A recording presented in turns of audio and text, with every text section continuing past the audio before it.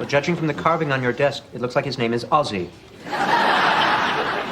Yes, and apparently he rules. A long time ago, in a galaxy far, far away.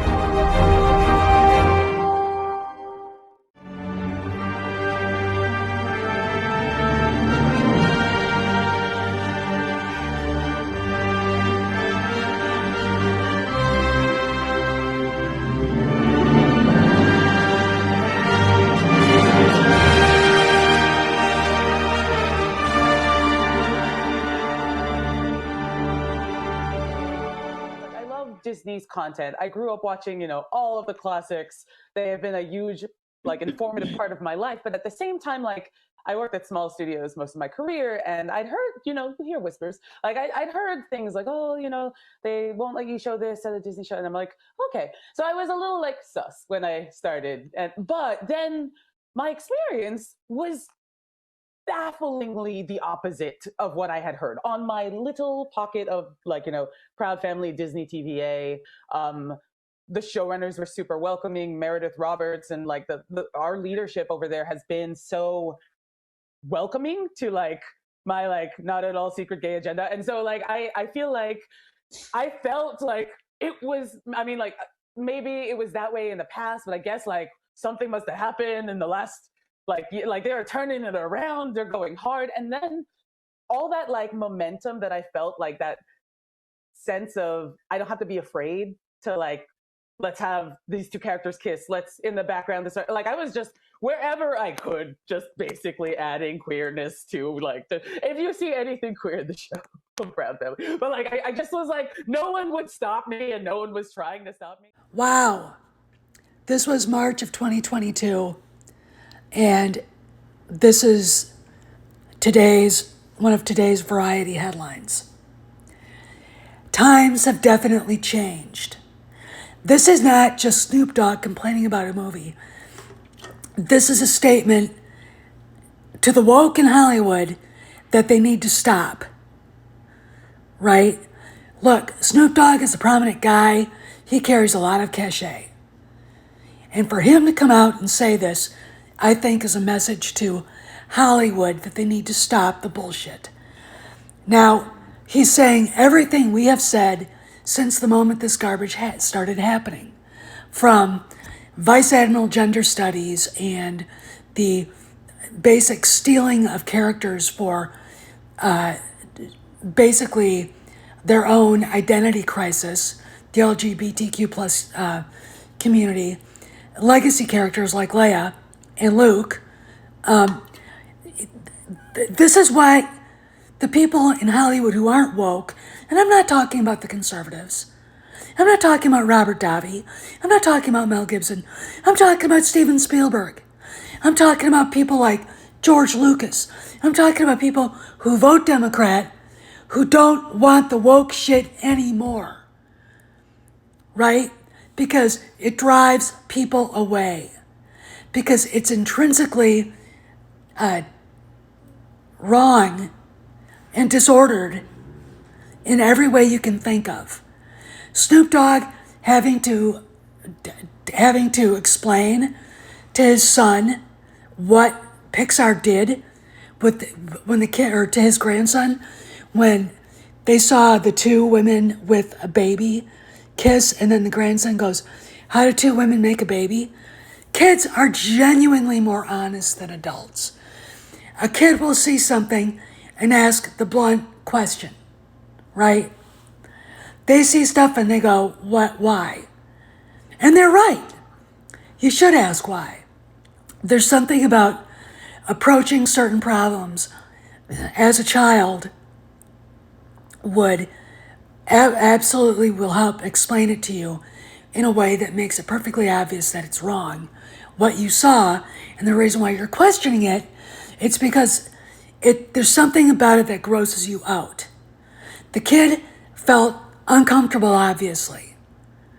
Thought it was weird, pointed it out to Grandpa. Let's talk more. Because this affects Star Wars and the last 10 years in a way that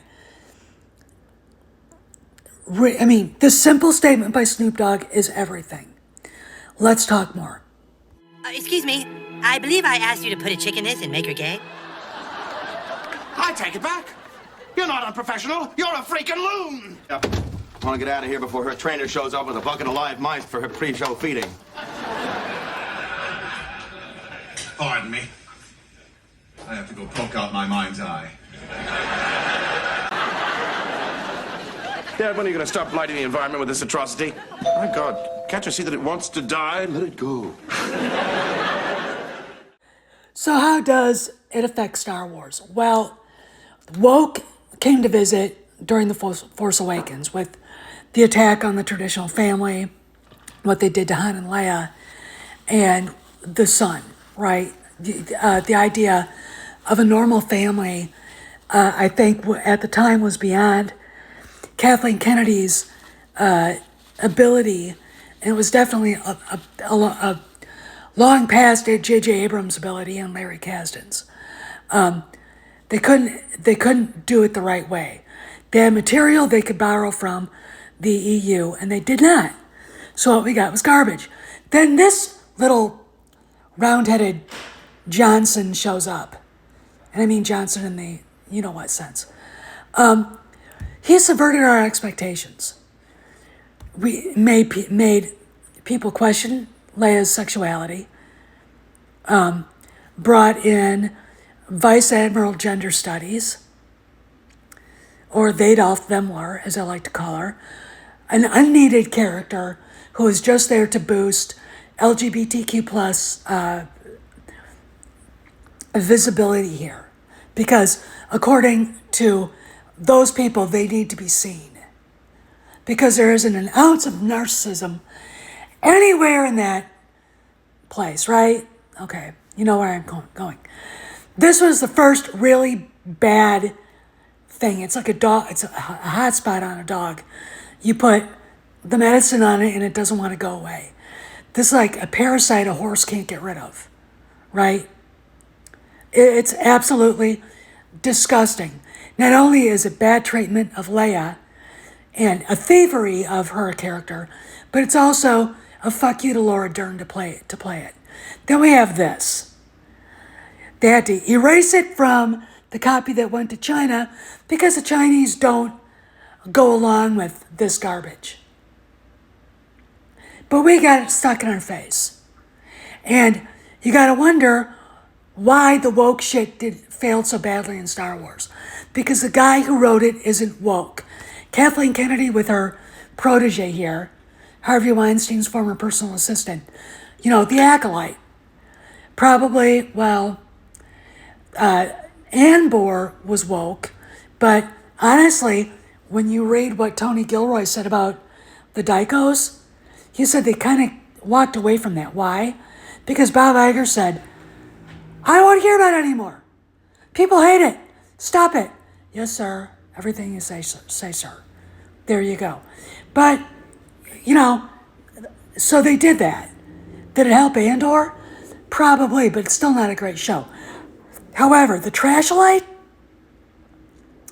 woke as fuck. A 19% Rotten Tomatoes audience score. Why? Because it's woke as fuck. No one wanted their kids to watch it. All right? That's why. You get people here going, there were witches in Clone Wars. Yeah. These aren't the Night Sisters, dumb fuck. Okay? I don't know what they were. All right? But it was disgusting. Unneeded. The show did not need to be made. You want to do a show about the High Republic? Don't do it this way. Right? This is where woke goes to die. Snoop Dogg makes it apparent that he didn't appreciate that bullshit in Buzz Lightyear.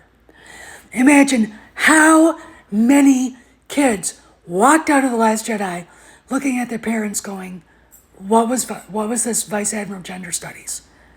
And why, think about that. First off, the movie was designed to do that too. They totally thought they could walk away with stealing Leia. Because Han Solo, being straight, normal, heterosexual male in the Alpha, was a bad guy. So let's make her a dyke. That didn't work, did it? That didn't fucking work. Now you've got Hollywood royalty and that Snoop Dogg saying he didn't appreciate having his grandson asking questions he wasn't fucking comfortable explaining to him. How many millions of parents went through that? Watching The Last Jedi, watching The Rise of Palpatine. This is what they get. When Reimagine Tomorrow was unmasked with, LaToya Raveneau puking her guts out everywhere about making everything gay, to now Snoop Dogg, a fellow African American, saying, I don't appreciate Pixar putting that crap in their movie, so I have to explain it to my grandson. It made me feel uncomfortable.